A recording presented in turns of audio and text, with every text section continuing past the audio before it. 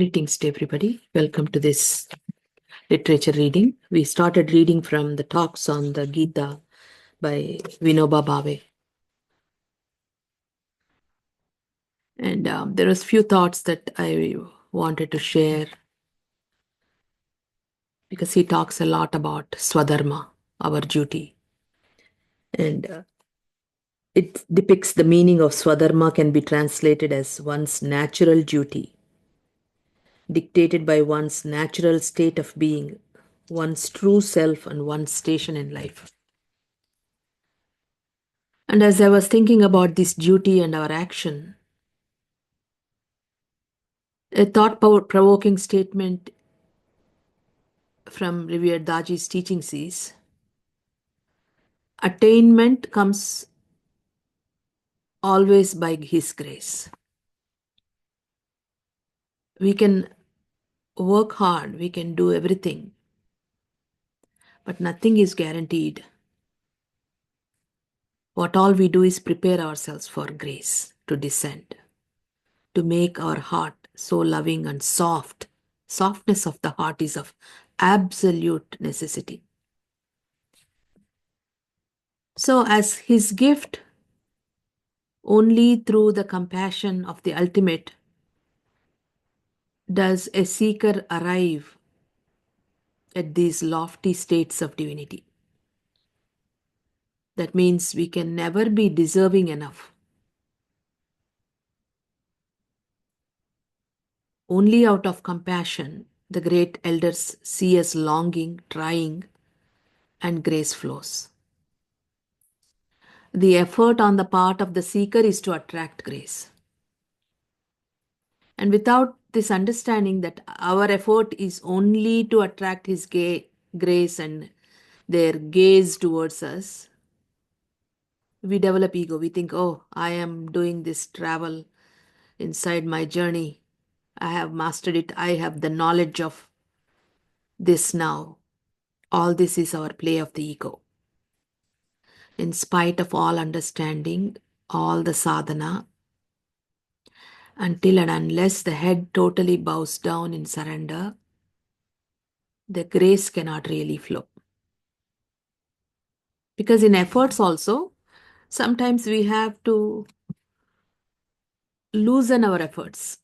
Otherwise, efforts also become a hindrance. What is that hindrance? Ego.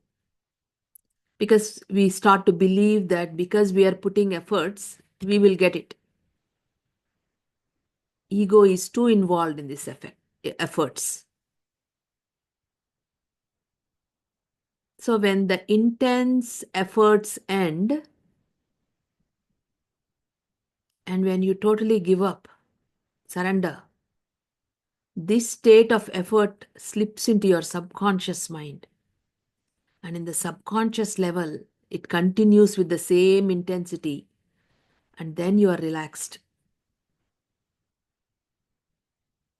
That is when the conscious effort you put in does not lead to the master. When you relax, give up, and accept almost defeat that I cannot really pull you towards me. Only thy grace. So when you give up and accept defeat, all of your effort that you put in, it penetrates into every pore of your being and every beat of your heart. And then the flow from the ultimate moves towards us. This is what Sage Patanjali gave us in a small statement. And that's why Daji also talks about that effortless effort. It's called Prayatna Saitilya. It's a Sanskrit term that refers to the concept of finding a balance between the work and the effort of the posture they're talking about in yoga, the posture, the work and the effort of asana with a smooth, it's easy breathing. In Prayatna Saitilya, the balance between the exertion and ease is perfectly achieved. Working and relaxing. effort and effortlessness. You have to achieve that balance. And that is why it's called slow, soundless breath. So prayatna means effort, and it refers in this case the effort required to breathe in yoga, which is in itself an effort to live. So the saithilya can be translated as relaxation. So this word prayatna saithilya denotes a perfect balance between the two opposite states, and it is achieved when the body is held without any effort by the yogi's innate intelligence and connection to the divine. So perfection is achieved when the effort to perform becomes effortless, and then the infinity is reached. That means conscious effort gradually becomes an unconscious effort. That is what Babuji says about remembrance. In the beginning, you are consciously making efforts to remember, and you don't even know how to remember the divine presence. And you let go, and it becomes an unconscious inner worship. Because efforts of the conscious self are restricting. Efforts of the unconscious self allows this inner deep expansion. And that is why ordinary mundane people, they start with japa, where they're consciously making efforts and they let go of it and it keeps ringing. But here we don't want that a grosser level of ringing in our heart. We want the subtlest vibration that you are feeling in the heart, and that is true remembrance. So now as we read the next part of the Bhagavad Gita from Vinobha Bhave, where he is trying to make us understand this state of despondency, a total surrender in Arjuna, and what he was and what was removed in him. It is not good for me to adopt another's dharma, however superior it may appear. I like sunlight, it helps my growth. I worship the sun. But if for that reason I try to get close to the sun, I would be burned to ashes. Compared to the sun, the earth may appear worthless. It may not be self luminous. Still, I should strive for self development by staying on the earth, which is my rightful place, so long as I lack the capacity to stand the sun's powerful blaze. He further gives an example about this swadharma on page 13.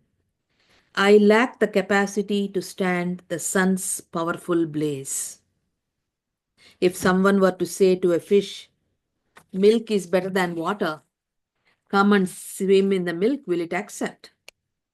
It can survive in water only. In milk, it will die. Another's dharma is not to be adopted, even if it appears easier to follow. Quite often, the apparent easiness is deceptive. If someone is unable to look after his family properly and gets fed up, renounces the world, and becomes a recluse, it would be sheer hypocrisy. And such renunciation would also be burdensome. His passions will reassert themselves at the slightest opportunity. Even if he goes to the forest, he would build a hut for himself. Then he would put up a fence to protect it, and in the course of time, his involvement in worldly affairs will increase with a vengeance. So here, Vinobha Bhave is giving this example of what our masters say. When this desire for the earth is so strong, there is no way that you can totally renounce and go into sannyasa and think that you are a sannyasin. You have renounced everything. Because the seed is there and it will germinate in proper environment. And he gives the example of this one sage who left everything, went and did sannyasa. And everybody used to come and bring him food, and there were some mice, so they gave him a cat to kill the mice, and to feed the cat they gave him a cow to produce milk, and to take care of the cow they found a girl to take care of it, and then he was married and had children. So the entire sannyasa of renunciation became into a cycle again. So this letting go, this inside has to be purified, and as long as the vrittis are there, our reaction to the world will be there. When the vrittis are not there, then there is no reason even why to be in a sannyasa. You are in a true state of sannyasa. So, on the other hand, there is nothing difficult in sannyasa if one's mind is truly detached. And this is what true sannyasa means, the mind being detached, mind being in a state of detachment. It is the disposition of one's mind which matters, which decides one's dharma. That is the statement we need to underline. The disposition of one's mind. And this is what our masters are training simply without having to make us understand the entire Gita. They give us a simple technique of meditation where you bring the mind, effortless effort, natural breathing, relax, divert the flow with the help of the prana into the silence, and the mind naturally, over a period of time, acquires the state of disposition where it is balanced. And then we have the clarity to perform what is our duty. The question is not whether it is high or low, easy or difficult. What matters is that there should be real inner growth and genuine fulfillment. But the devote asks, if sannyasa is always unquestionably superior to the way of fighting, then why did the Lord not make Arjuna a true sannyasi? Was this impossible for him? Certainly not. But would it have done any credit to Arjuna? It would have offered no scope for Arjuna to exert himself and excel in his efforts. So they are saying it is not, sannyasa is not truly good. If that was the only solution for self evolution, why didn't the master say, Arjuna, give up everything, go into the jungles and just meditate? That is why heartfulness is so. We don't promote sannyasa. We want people to live balanced life. We want us to face the family life, the challenges of the family life, the sufferings that we go through. When we read, our intellect has to increase. The challenges of the earthly life will improve the capacity of the mind. So the Lord gives us freedom. The ultimate divinity gives us freedom. Let everybody make efforts in his own way. Therein lies the charm. A child enjoys sketching figures with his own hands. He does not like anybody else holding his hands for this purpose. If a teacher goes on rapidly solving all the mathematical problems himself for the students, how would their intellect develop? The teachers and the parents should only guide the children. The divine guides us from within. He does nothing more than that. So that is why Lord Krishna did not fight the war. Arjuna fought his own war to establish truth on the earth. He did his own dharma. There is no charm in the divine shaping us like a potter. We are not earthenware, we are beings full of consciousness. From all this discussion, it is clear that the purpose of Gita is to remove the delusion that stands between us and our swadharma. Arjuna was confused about his dharma. He was gripped by a delusion about his swadharma. When Krishna castigates him, he himself admits it. So the Gita's main task is to remove that delusion, that attachment. The Lord asked Arjuna at the end of the Gita, "O Arjuna, has your delusion gone now?" And Arjuna replies, "Yes, Lord, the delusion has fled away. I have realized what my swadharma is." Thus, taking into consideration both the beginning and the end of the Bhagavad Gita, it is clear that the removal of delusion is its central message. This is the purpose of the Gita as well of the whole of the Mahabharata. So if you look at, compare this to Sahaj Marg or heartfulness, the purpose of our meditation is to come to that clear perception. And that happens when we cross the heart region. And this is exactly what Lord Krishna did to Arjuna. When he fixed the frequency of Arjuna's inner field, when the first point was disturbed, balance was disturbed, he lost peace at the second point, he became emotional at the third point. These are my people. At the fourth point, he developed fear. How am I going to kill all these people? At the fifth point, he lost his discrimination, vision. He fell into delusion, Maya, and he fell apart. And what did the Lord do? Bring him to balance. And because of that balance, he found his peace. He became emotionally stable. His fear transformed into courage to protect, to do his duty of the swadharma. His vision was clear. Delusion is removed. And that happens with the meditation, with pranahuti, removing the impurities by cleaning and continuously humbling ourselves down at bedtime prayer, asking for forgiveness. All these practices that Babaji Maharaj has introduced, they are not making us understand Bhagavad Gita. They are making us understand, arrive at the state of the Bhagavad Gita which Lord Krishna created in Arjuna. And that is the greatness of the Heartfulness Masters. This is the purpose of Gita as well as the whole of the Mahabharata.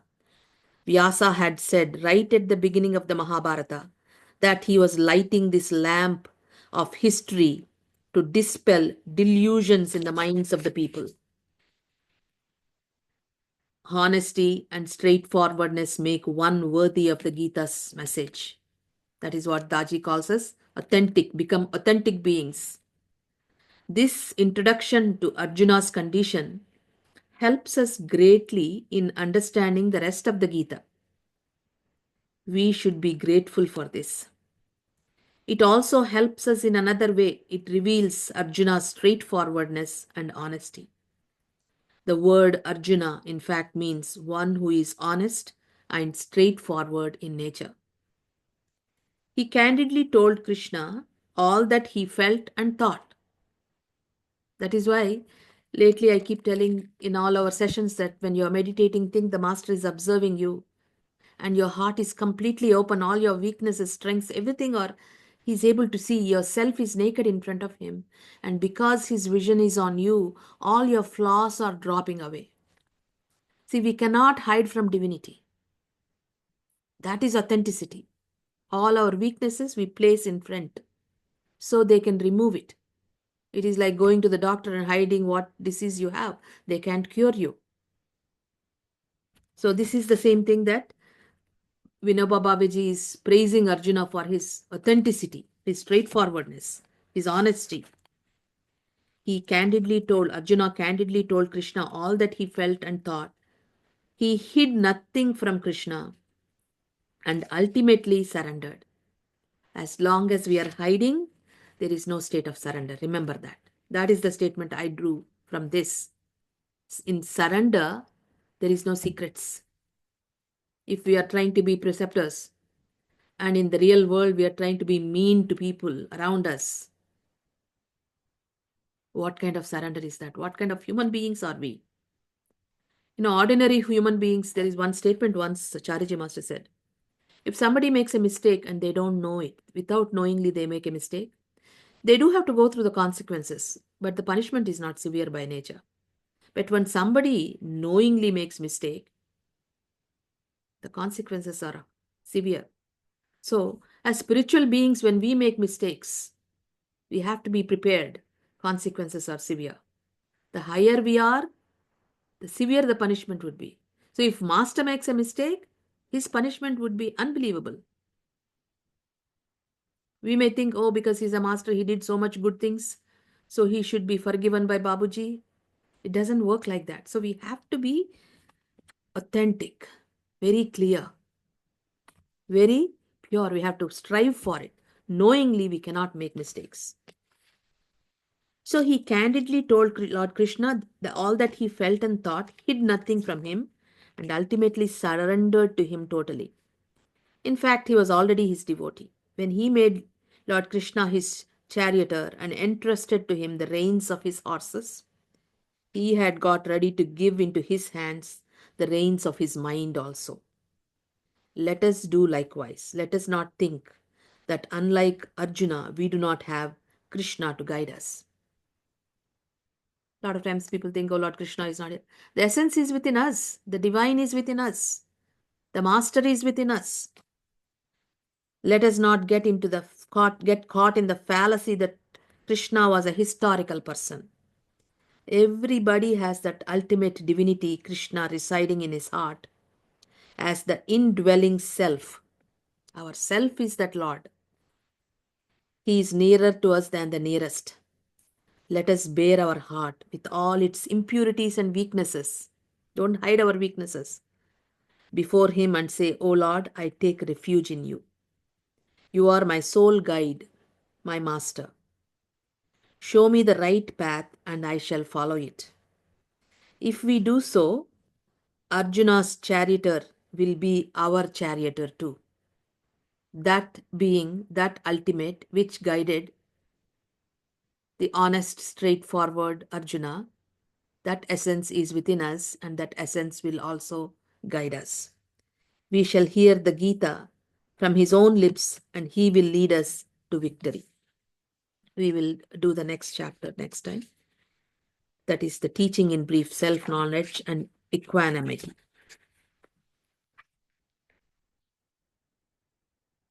It is good to read small chapters bit by bit.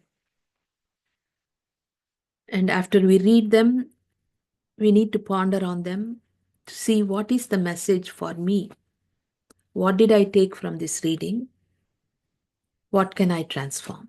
As this year end is coming, we need to ask ourselves, what all did I change this year?